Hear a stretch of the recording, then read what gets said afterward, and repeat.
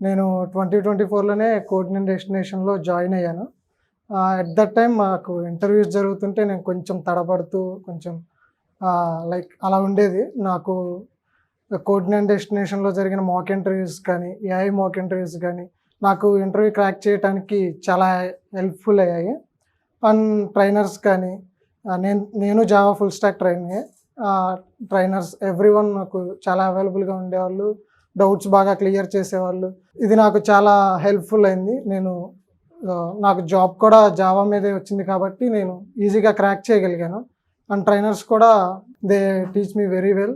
నేను కూడా ఈ సొల్లేరాలోనే ఇంటర్వ్యూ క్రాక్ చేశాను. తను చెప్పినట్లే బేసికల్లీ 4 రౌండ్స్ ఉంటాయి. లాస్ట్‌లో 2 technical rounds, R1, R2 like basic to advance అన్ని కాన్సెప్ట్స్ కవర్ చేశాను నేను.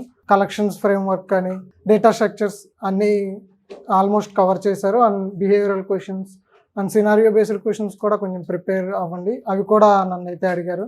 ఇవి సాఫ్ట్ స్కిల్స్ వల్ల నేను ఇవి కూడా ఈజీగా ఆన్సర్ చేయగలిగాను.